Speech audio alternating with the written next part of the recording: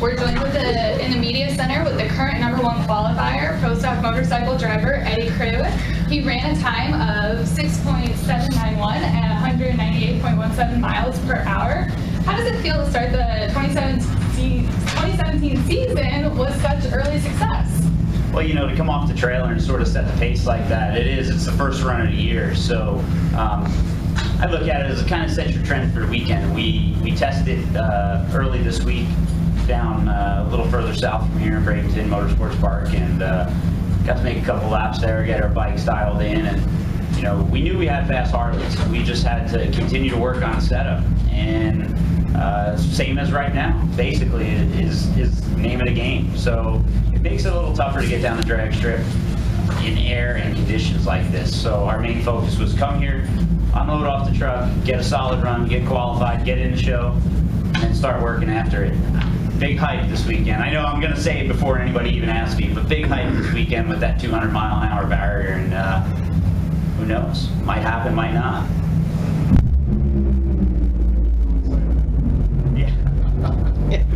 Anything big that you're looking to change for tomorrow's qualifying sessions to get to that 200 mile per hour? Well, you know, we still can't do it with atmospheric conditions. We kind of need Mother Nature's help here. Having the perfect weather, which today we did have, I mean, altitudes, corrected altitudes in the 200-300 feet range, outstanding barometer, 30-20 barometer, and dry air, and that's what naturally aspirated engines need to make horsepower. So we're working on that, trying to get our tune-up right, which I think is there.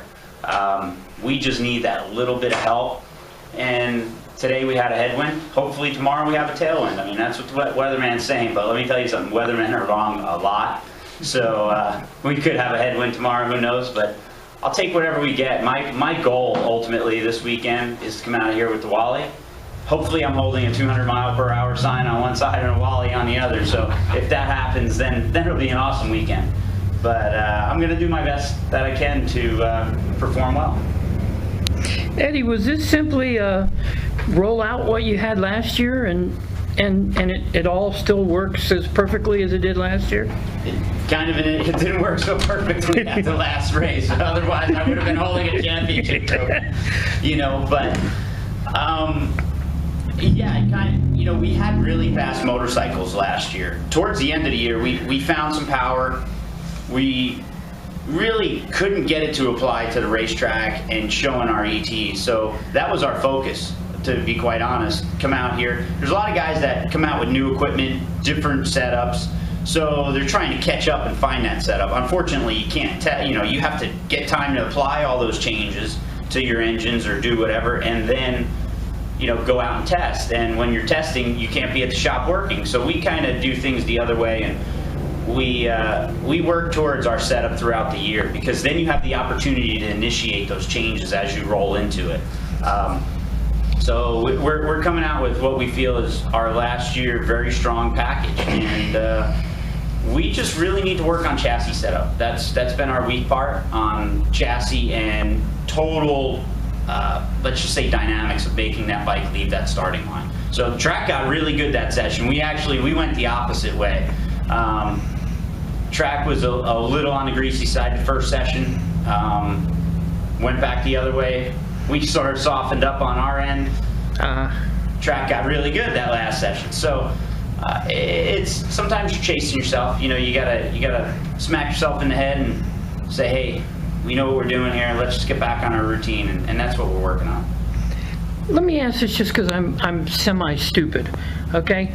You were but a simple caveman. At least you put it nice. You say you're semi-stupid. I tell everybody I'm stupid. You know, I'm like, yeah. But when you all leave the hauler to come and get in line and everything, that's pretty much it. Your setup is done. There's not really much change you can do once you're in line. Yeah, for the most part, it does. It makes it a little difficult. Unlike pro stock car, top fuel, funny car, they're going to go and throw a different pulley on it or go into the clutch housing. Our stuff is a little bit more concealed, a little bit tucked away under, you know, engine cases or covers, and right. Makes it a little harder to make those changes. But our biggest tuning element really is engine RPM on the starting line, or you can drop the wheelie bar, move the wheelie bar, and that's really about it. So you kind of make that commitment. I know we were behind a little bit going into that second session, so it kind of changes conditions and things get better. You know, honestly, we should have seen it. We probably should have made the adjustments before we left the trailer, but you know, it's okay. I think it makes us better and it makes us learn. You know, sometimes you don't want to actually make those changes, but we had to, and we knew we had to, because if we didn't do it, then we'd be questioning, okay, would that actually work? So it wasn't bad. I still went 85 of the session. I think I was 4th of the session. And to go 109 60 foot and come out 4th of the session when your low guy of the session went 104, you know, we definitely have the power. We have everything we need there to make it work. Okay. 83 was your best in testing, right? Yes, I went 83. There was about a 20-mile-an-hour crosswind that we were dealing with. That's right. I forgot about that. Were you? So then you probably weren't surprised to pick up to a 79 here. No, I mean, honestly, there's a 75 or 76 out there. I truly think if we could have went that 104 60 foot, you translate, you do the numbers, 104 to 105 60 foot is where we should be. That would translate right to a 75, and you'd probably go 75, 198 and change, and that's about it. Were you surprised the guys who ran 81 in Bradenton kind of went the other direction and didn't quite match it here? Nothing surprises me, and you know, when you look at testing and you go through all that, I always told everybody, we'll see how we match up when we roll into first round. We still got 2 more qualifying hits here. You know, same thing with us. There's people that have to try things. You know, and if you don't try them, you don't learn, and that's why we tried. That's why we tried it, and we made that change. And like I said, we probably could have changed it before we left the trailer, but it would have been an unknown. And you know, that's my crew chief's, you know, Matt Hines' call, to where it's a smart call. It's the right call. You know, because we need to learn. It's not about what happens in qualifying. It's about what happens in Sunday. Right. So if we have the right setup going into Sunday, and he knows in his mind that I made these changes and that didn't work, so now I got to go this direction, or I got to massage it this way, it ultimately gives the tuner and the rider and everybody way more confidence. So I'm looking forward. Are y'all trying something different with Andrew's bike, or is it just different bike running differently? No, he struggled to get down the track. The first session he annihilated a tire and went like a 111 60 foot and just didn't catch up. And when you fall that far behind at 60, it's really hard to make it up on the other end. But we only ran 100th from each other in the back half there, so he ran really well there. Just had to correct, and we're always trying something different with both motorcycles. That's the advantage of having 2 motorcycles. As we see it more in the paddock, you know, more of these guys teaming up, working together. It's value. There's data. You know, Sure. Instead of 4 qualifying runs for the weekend, you now have 8. Sure. So. We're just gonna stay focused, continue to dig away. Like I said, I mean, I'm excited. Tomorrow, if we do have that tailwind and we do have a noon run where it could potentially be cool and in that 60-degree range, it might be really fast.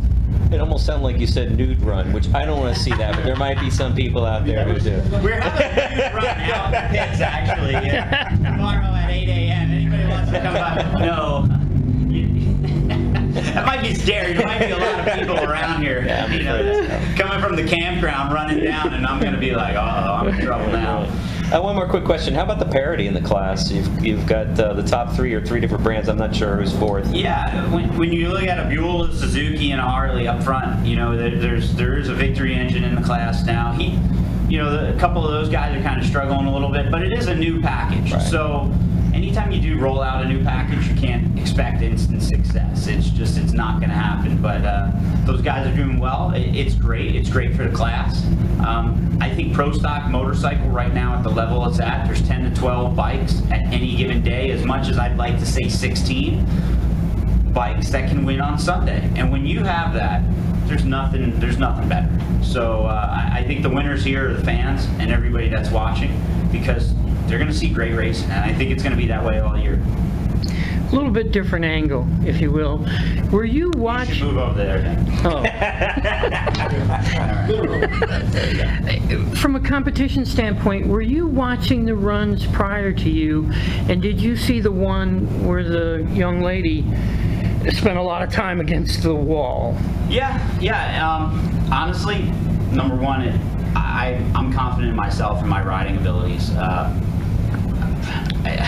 probably hate, and I don't want to bite my tongue, but because I'm known for speaking the way it is. That's some situations that people get in over their head too fast. It happens way too fast. And your best friend is that clutch lever and that throttle. And when you leave and something is not going your way, pull the clutch in and shut the throttle off. And you can come back to make a lap on the very next one. And you know, she's new out here, and that's what you kind of expect. And my wisdom and all my runs, I mean, I've got a couple thousand runs on a pro stock motorcycle down the track. Clutch lever, shut it off. You can make another run any other time. So unfortunately, you know, everybody hates to see that, and sometimes it's lessons learned. But it's an unfortunate situation. We need new blood in the class. We need more people racing, women, you know, young, old, whatever it is, it's great for the class. And, you know, I hated to see it. I don't want to see that. I want to see her at the next race going out there and ripping up and down the track. Sometimes it's a case of where you really need to go and make a lot of runs. And as I tell people, you need to make not 5, 10 runs. You need to make 50, 60 runs before I think you even come out. Because you put undue pressure on yourself, unfortunately. Do you feel any responsibility to just walk up to her and say what you just said? No, you know what? She'll see it. Yeah. Okay. See it. Okay. But you know, I don't, because I think that's a judgment call. No matter what anybody tells any individual, we all have a drive, and we're all having a common goal. You can tell people sometimes what you think or whatever, and it's not going to get you anywhere. I mean, I get myself in trouble more times than others by saying stuff, but I try to be as honest as I can be. Okay. And, you know, sometimes I don't sugarcoat it, but all in all, it takes a lot of experience to be out here. These motorcycles that we ride are by no means easy to ride. People think because they have wheelie bars on the back and you pop the clutch. I mean, there's a lot of fast motorcycle racers out there that I know have tried to ride them, and they struggle. And they're different animals. So, you know, she'll be back. I'm sure she will. She'll go out there and get her stuff sorted out and get the bike fixed up and be at another race. Okay. I've been watching you race for like 18 years, and I don't think I've ever seen you have a hairy-looking pass, really. I've hit foam blocks once. I don't like to say it. English Town test session. I did it one time. It was actually a Mopar race, to be exact. I brought the bike out. That happened, but you need to have the judgment call on that, and you have to respect the equipment that you're on, because if you don't respect it, it's going to bite you. How about that drag radio car? I think I saw a picture with the wheels pretty high up in the air. What was that? Was that cool? Perfect instance. I didn't respect the vehicle that I was in, and I was the idiot that went up there and wheel stood and took the brunt of it. But the wheels came down and everything was okay after the picture. I don't know. Absolutely, and you know, I love all forms of drag racing: car stuff, bike stuff, whatever it is. And you know, that's what's making NHRA great. You know, they're bringing a lot of different diversity into it, and you know, they're looking to expand their programs and really go that direction. And I'll tell you, I'm going to be one of their big cheerleaders, because I think it's an awesome deal.